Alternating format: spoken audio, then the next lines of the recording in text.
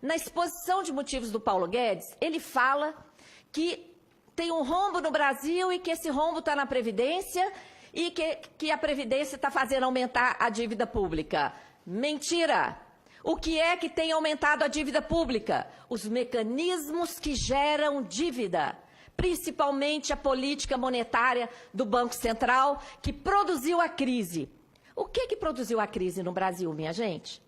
Nós não tivemos aqui a quebra de bancos, que foi o que provocou a crise nos Estados Unidos. Todo mundo lembra do Lehman Brothers e dos outros bancos que iam quebrar, mas o Fed injetou 16 trilhões de dólares, mais de um PIB, nos bancos e não deixou que eles quebrassem. Isso não aconteceu aqui no Brasil. Aqui os bancos lucram mais do que qualquer lugar do planeta.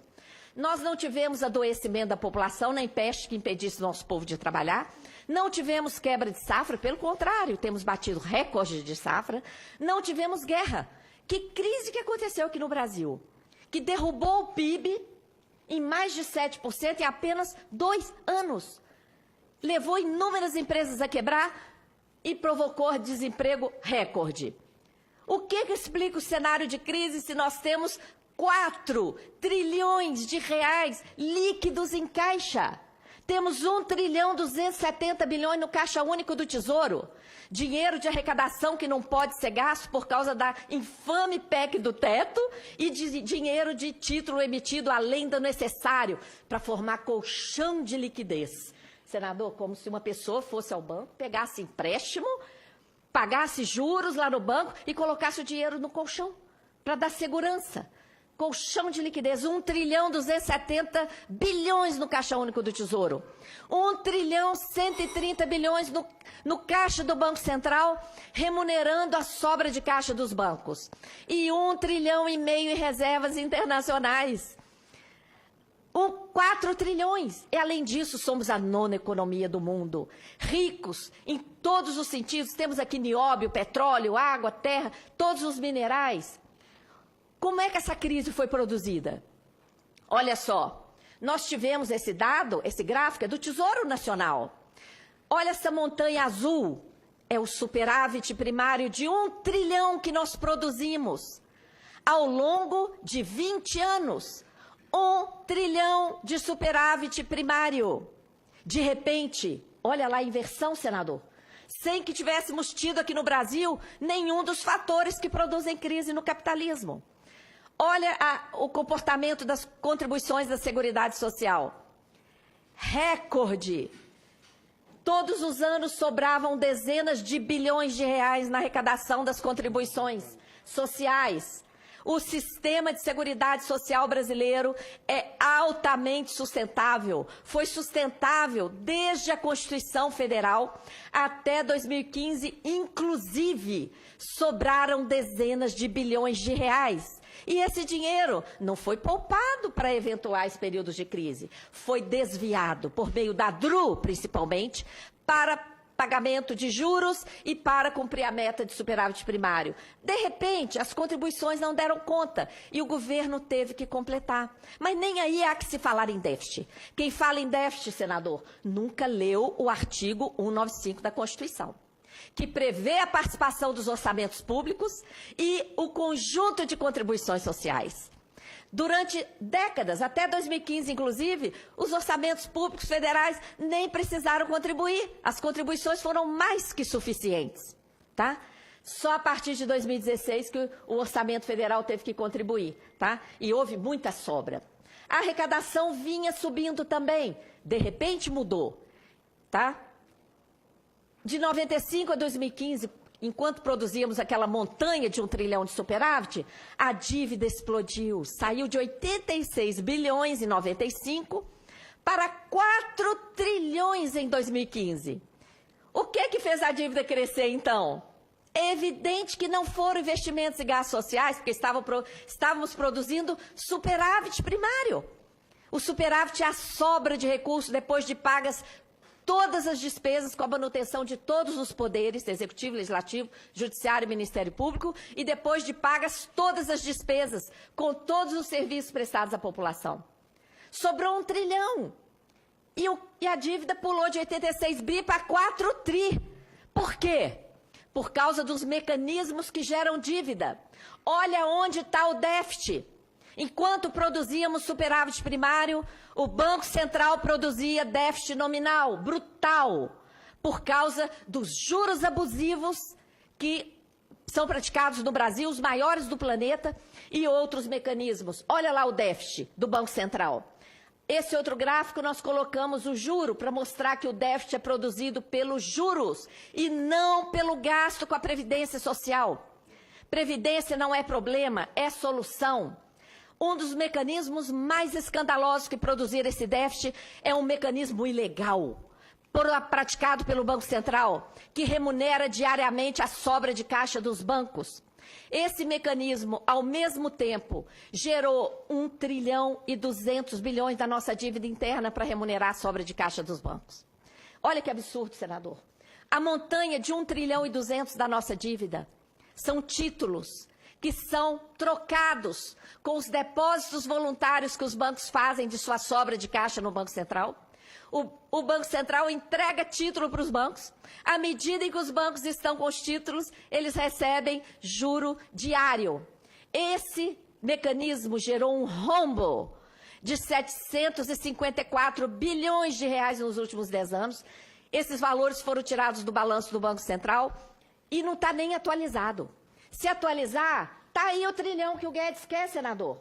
Então, senadores, um recado aqui para o ministro Guedes. Não precisa destruir a Seguridade Social. Ele quer 1 trilhão? Pare de remunerar a sobra de caixa dos bancos, tá? Que ele tem 1 trilhão. Mas essa operação, além de gerar dívida, além de gerar rombo, arrebentou com a economia e produziu a crise. Por quê? Produz escassez de moeda. 1 trilhão e 200 é quase 20% do PIB que está esterilizado no Banco Central. Esse dinheiro tinha que estar no caixa dos bancos, remunerando, emprestando para as indústrias que quebraram. Isso aí gera escassez de moeda. O raciocínio ao contrário fica mais fácil.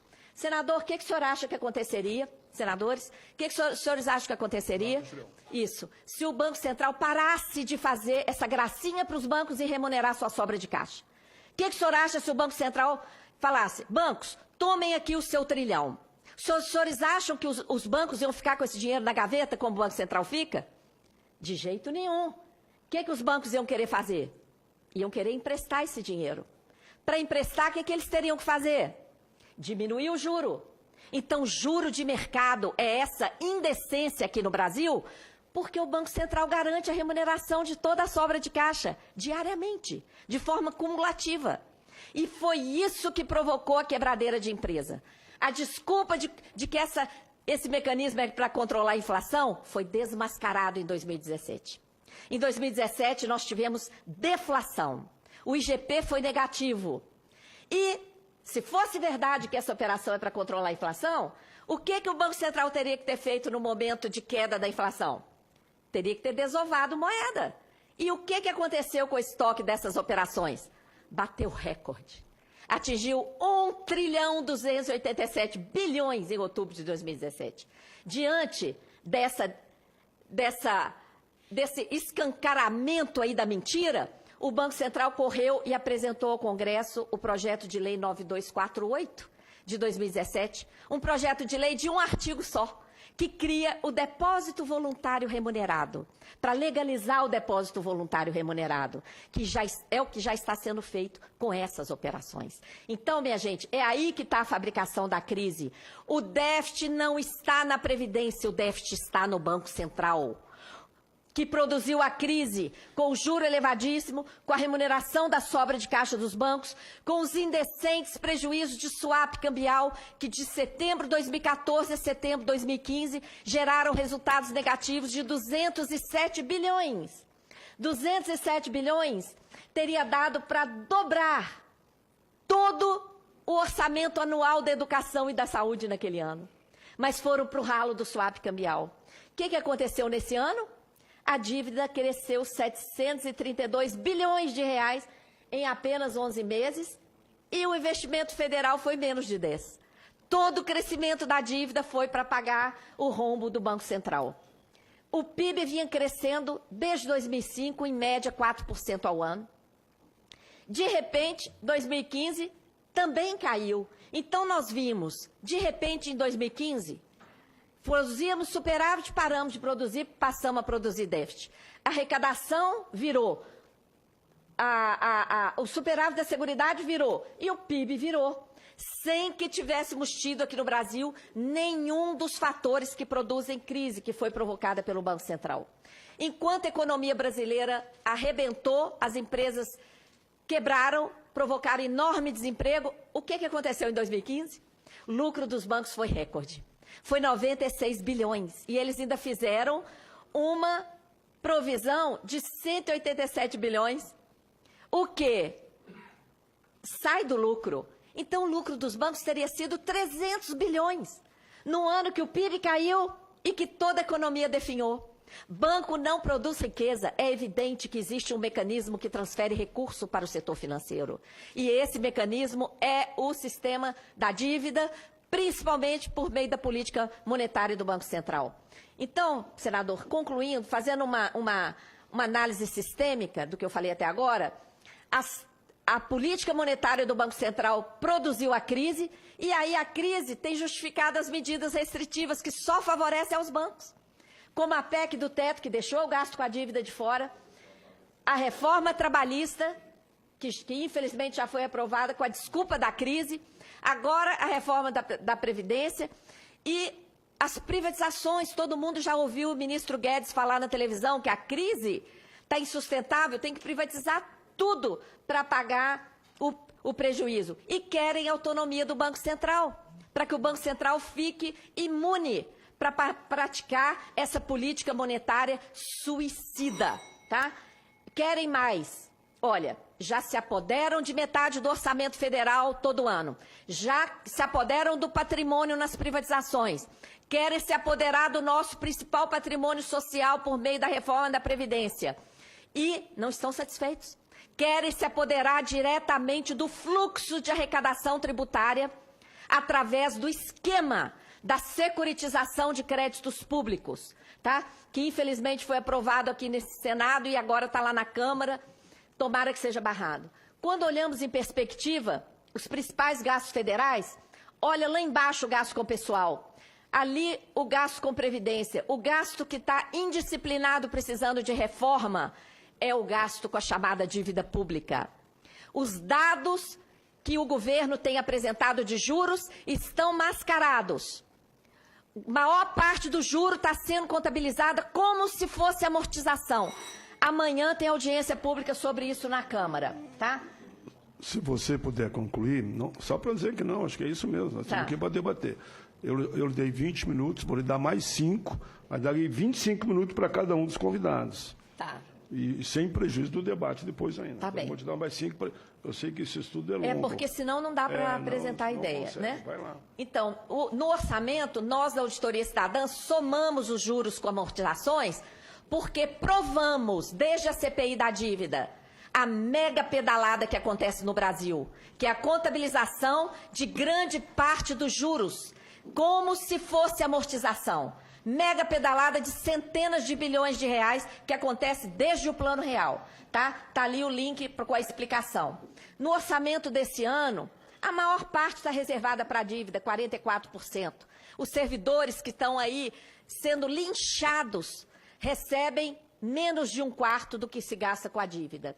Eu já falei do novo esquema que desvia o fluxo da arrecadação tributária, a chamada securitização de crédito público. Tem vários documentos na página da Auditoria Cidadã.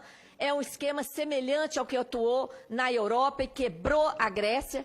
Os valores pagos pelos contribuintes caem na rede bancária, não irão mais direto para os cofres públicos. Irão barrar numa trava bancária que está sendo criada por esse esquema. Isso tem a ver com a reforma da Previdência, que já está reservando recurso para esses tipos de desvios, que, por infâmia, cria empresa estatal. Está sendo criada estatal em cada estado, em cada município, a exemplo da PBH Ativos S.A. em Belo Horizonte, CPSEC S.A. em São Paulo, MGI Investimentos em Minas Gerais. É um esquema, tá? Então, a dívida tem sido gerada, gente, pelos mecanismos que geram dívida. pelos mecanismos de política monetária, transformação de dívida privada em pública, elevadíssima taxa de juros, juros sobre juros, contabilização de juros como amortização, swap, remuneração da sobra de caixa dos bancos, emissão excessiva de título para formar colchão de liquidez, prejuízo do Banco Central, securitização de crédito público. Olha só os esquemas. Nada disso corresponde à dívida para investimento, tá? Por isso a gente criou o termo sistema da dívida. O sistema da dívida é um termo que eu criei para caracterizar a utilização do endividamento público às avessas. Em vez do endividamento público significar aporte de recursos ao orçamento, para que os poderes públicos possam fazer investimentos de longo prazo, o sistema da dívida funciona às avessas. É um ralo contínuo de recursos. Dívida sem contrapartida alguma. O estoque cresce, mas o dinheiro vaza para o sistema financeiro. E o maior beneficiário é justamente o sistema financeiro.